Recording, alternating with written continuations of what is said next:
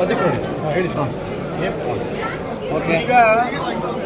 KGF taluk ಕಚೇರಿ ಮುಂದೆ ಧರಣಿಯನ್ನು ಹಮ್ಮಿಕೊಂಡಿರುವಂಥ ವಿಷಯವನ್ನು ನಿಮ್ಮ ಮುಂದೆ ನಾವು ಹೇಳಿದೆವು.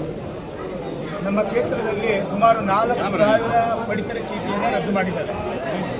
14,500 ಜನ ಪೆನ್ಷನ್ದಾರರನ್ನು ರದ್ದು ಮಾಡಿದ್ದಾರೆ. ಇವರೆಲ್ಲರೂ ಕೂಡ ಬಡವರು. ಇನ್ನು ಊಟಕ್ಕೂ ಕೂಡ ಅವರು ಬೇರೆ ಕಡೆ ಕೂಲಿಗೆ ಹೋಗಿ ಸಂಪಾದನೆ ಮಾಡ್ಕೊಂಡು ಬಂದು ಸಂಸಾರ ನಡೆಸ್ತಾರೆ. ಅಂಥ ಪರಿಸ್ಥಿತಿಗಳಿದ್ದಾರೆ. ಎಷ್ಟೋ ಮನೆಯಲ್ಲಿ ವಿಧವೆಯರಿಗೆ ಅವರನ್ನು ನೋಡೋಕ್ಕೆ ದಿಕ್ಕಿಲ್ಲ. ಈ ಪೆನ್ಷನ್ ನಂಬಿಕೊಂಡೇ ಜೀವನ ಮಾಡ್ತಾ ಇದ್ದಾರೆ. ಅಂಥವ್ರು ಕೂಡ ಇವತ್ತು ಪೆನ್ಷನ್ ನಿಂತೋಗಿದೆ. ರೇಷನ್ ಕಾರ್ಡು ಕೇಂದ್ರ ಸರ್ಕಾರ 5 ಕೆಜಿ ಕೊಡ್ತಕ್ಕಂಥದ್ದನ್ನು ಇವರು ಕೊಡದೆ ರದ್ದು ಮಾಡಿದ್ದಾರೆ. ಇದಕ್ಕೆ ಮೂಲ ಕಾರಣ ಇವರು ಕೊಟ್ಟಿರ್ತಕ್ಕಂಥ 5 ಗ್ಯಾರಂಟಿ ಏನಿತ್ತು ಆ ಗ್ಯಾರಂಟಿ ತುಂಬಲಿಕ್ಕೆ ಈ ಬಡವರ ಹೊಟ್ಟೆ ಮೇಲೆ ಹೊಡೆದಿದ್ದಾರೆ. ಇವರು ಎನ್ನುವಂಥ ಅನ್ನದ ತಟ್ಟೆಯಲ್ಲಿ ಮಣ್ಣು ಹಾಕಿದ್ದಾರೆ. ಅನ್ನ ಹಾಕಿಲ್ಲ, ಮಣ್ಣು ಹಾಕಿದ್ದಾರೆ. ಆದರೆ ಕಳೆದ 10 ವರ್ಷ ನಾವು ಅಧಿಕಾರದಲ್ಲಿದ್ವಿ. ಯಾರಿಗೂ ರೇಷನ್ ಕಾರ್ಡ್ ತೆಗೆದಿಲ್ಲ, ಯಾರಿಗೂ ಪೆನ್ಷನ್ ನಿಲ್ಲಿಸಿಲ್ಲ. ಆವತ್ತು ಕೂಡ ಕೇಂದ್ರ ಸರ್ಕಾರದ ಸುತ್ತೋಲೆ ಕಾಲಕ್ಕೆ ಬರ್ತಾ ಇತ್ತು. ನಾವು ಪರಿಶೀಲನೆ ಮಾಡ್ತೀವಿ ಅಂತೇಳಿ ನಮ್ಮ ರಾಜ್ಯದ ಆವತ್ತಿನ ನಮ್ಮ ಮುಖ್ಯಮಂತ್ರಿಗಳಾದ ಯಡಿಯೂರಪ್ಪಾಜಿಯವರು ಯಾರಿಗೂ ಈ ರಾಜ್ಯದಲ್ಲಿ ಪೆನ್ಷನ್ ನಿಲ್ಲಿಸಬಾರ್ದು, ರೇಷನ್ ಕಾರ್ಡ್ ನಿಲ್ಲಿಸಬಾರ್ದು, ಪ್ರತಿಯೊಬ್ಬರಿಗೂ ಎಲ್ಲರ ಮನೆ ಕೊಡಬೇಕು ಅನ್ನುವಂಥ ಯೋಜನೆ. ಇವತ್ತು ಈ ಕ್ಷೇತ್ರದ ಶಾಸಕರು ರೂಪಕಲಾ ಅವರು 4,000 ಪೆನ್ಷನ್ ನಿಲ್ಲಿಸಿದ್ದಾರೆ. 4,000 ರೇಷನ್ ಕಾರ್ಡ್ ಅನ್ನ. ಈ ರೇಷನ್ ಕಾರ್ಡ್ ಮಂತ್ರಿ ಯಾರು?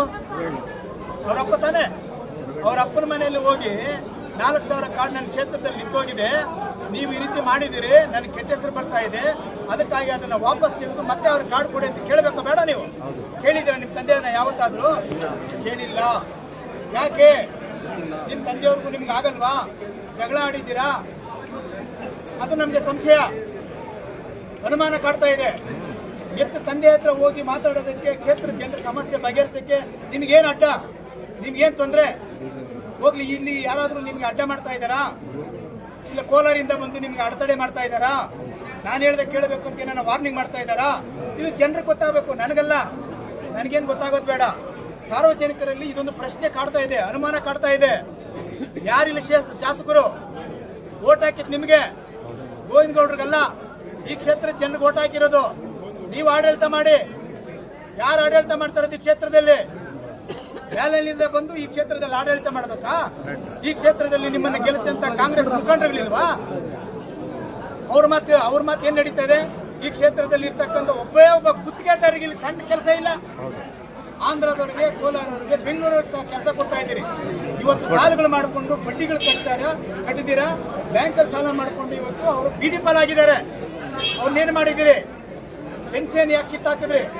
14,000 ಪೆನ್ಷನ್, 80% ಕೇಂದ್ರ ಸರ್ಕಾರ ಕೊಡ್ತಾ ಇದೆ ಪೆನ್ಷನ್ ಹಣ. ಅದನ್ನು ನಿಲ್ಲಿಸಿದಿರಿ. ಯಾಕೆ? ಅವ್ರ ಹೊಟ್ಟೆ ಮೇಲೆ ಯಾಕೆ ಹೊಡಿತೀರಿ? ಅವ್ರೇನು ಕೋಟ್ಯಾಧೀಶರ? ಇನ್ಕಮ್ ಟ್ಯಾಕ್ಸ್ ಹೋಲ್ಡ್ರ ಅವರು? ಇವತ್ತು ನೀವು 4 ತಿಂಗಳಿಂದ ಪೆನ್ಷನ್ ಕೊಡದೆ, 4 ತಿಂಗಳಿಂದ ರೇಷನ್ ಕೊಡದೆ ಅವ್ರನ್ನ ಈ ತಾಲೂಕು ಕಚೇರಿಗೆ ನೀವು ಅಲದಾಡಿಸ್ತಾ ಇದ್ದೀರಿ. ಇಲ್ಲಿ ಬಂದ್ರೆ ಒಬ್ಬ ಗುಮಾಸ್ತ ಅವ್ರನ್ನ ಆಚೆ ಕಳಿಸ್ತಾರೆ. ಗುಮಾಸ್ತ, ಹೋಗಮ್ಮ ಯಾಕೆ ಬಂದೆ ಅನ್ನೋದು, ಹೋಗಪ್ಪ ಆಚೆ ಬನ್ನ ಹೋಗೋ ಅನ್ನೋದು. ಆ ಪೇಪರ್ ಸರಿ ಇಲ್ಲ, ಈ ಪೇಪರ್ ಸರಿ ಇಲ್ಲ ಅಂತ ಯಾಕ್ರಿ ಆ ಪೇಪರ್ ಕೇಳ್ತಾ ಇದ್ದೀರಿ? ಇದ್ದಿರೋ ಕಾರ್ಡ್ನ ಕಿತ್ತಾಕಿದ್ ನೀವು, ಇದ್ದಿರೋ ಪೆನ್ಷನ್ ಕಿತ್ತಾಕಿರೋದು ನೀವು ಕಿತ್ತಾಕ್ಬಿಟ್ಟು ಅವ್ರನ್ನ ಇವತ್ತು ದಾಖಲೆ ಕೇಳ್ತಾ ಇದ್ದೀರಾ? ಎಲ್ಲಿಂದ ತಂದ್ಕೊಡೋದು? ಯಾರ ಆಸ್ತಿ ಕೇಳ್ತಾ ಇದಾರೆ ಅವರು? 16 ವರ್ಷಗಳಿಂದ ಬರ್ತಕ್ಕಂಥ ಪೆನ್ಷನ್, 16 ವರ್ಷಗಳಿಂದ ಬರ್ತಕ್ಕಂಥ ರೇಷನ್ ಕಾರ್ಡ್ ನಿಲ್ಲಿಸಿದ್ದೀರಲ್ಲ, ನಿಮ್ಗೆ ಒಳ್ಳೇದಾಗತ್ತಾ? ಇಡೀ ಶಾಪ ಆಗ್ತಾ ಇದ್ದಾರೆ ಕ್ಷೇತ್ರ ಜನ. ಮುಂದಿನ ದಿನಗಳಲ್ಲಿ ನಿಮ್ಗೆ ಉತ್ತರ ಕೊಡ್ತಾರೆ.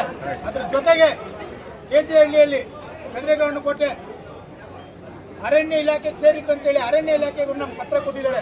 ಇದು ನಮ್ದು ಜಮೀನು. 1930 ಇಸ್ವಿನಲ್ಲಿ ಮೈಸೂರು ಮಹಾರಾಜರು ನಮ್ಮ ಅರಣ್ಯ ಇಲಾಖೆ ಕೊಟ್ಟಿದ್ದಾರೆ. ಇದು ನಮ್ಮದೇ ಅಂತೇಳಿ ನಮ್ಗೆ ಪತ್ರ ಕೊಟ್ಟಿದ್ದಾರೆ. ಆದ್ರೆ ನೀವು ಅಕ್ರಮ ದಾಖಲೆಗಳನ್ನು ಸೃಷ್ಟಿ ಮಾಡಿ ಶ್ರೀನಿವಾಸಪುರ ತಾಲೂಕಲ್ಲಿ ಇರ್ತಕ್ಕಂಥ ಕಿತ್ತಣ್ಣೂರು ಏನಿದೆ, ಆ ಕಿತ್ತಣ್ಣೂರಿನ ಬ್ಯಾಲಹಳ್ಳಿ ಗೋವಿಂದಗೌಡರ ಸಂಬಂಧಿಕರಿಗೆ 60 ಎಕರೆ ಜಮೀನು ಮಾಡಿದ್ದೀರಿ ಅಂತ ಹೇಳಿ ಇವತ್ತು ದಾಖಲೆಗಳು ಹೇಳ್ತಾ ಇದೆ. ಹೆಂಗ್ ಸೃಷ್ಟಿ ಆಯ್ತು? ಯಾವ ಅಧಿಕಾರಿ ಇನ್ವಾಲ್ವ್ ಆಗಿದ್ದ? ಯಾವ ಮುಖಂಡ ಇನ್ವಾಲ್ವ್ ಆಗಿದ್ದ? ಯಾರಪ್ಪನ ಆಸ್ತಿ? ಕೆಜೆಪ್ ತಾಲೂಕಿನ ಸರ್ಕಾರಿ ಜಾಗ, ಕೆಜೆಪ್ ತಾಲೂಕಿನ ಅರಣ್ಯ ಭೂಮಿ ಶ್ರೀನಿವಾಸಪುರ ತಾಲೂಕರಿಗೆ ಹೆಂಗೋಯ್ತು? ಯಾರು ಮಾಡ್ಕೊಟ್ರಿ? ಇದ್ರ ಹಿಂದೆ ಇರೋದು ಯಾರು? ಇದನ್ನೆಲ್ಲ ಕೇಳಬೇಕು ಬೇಡ ನಾವು? ಅದಕ್ಕೆ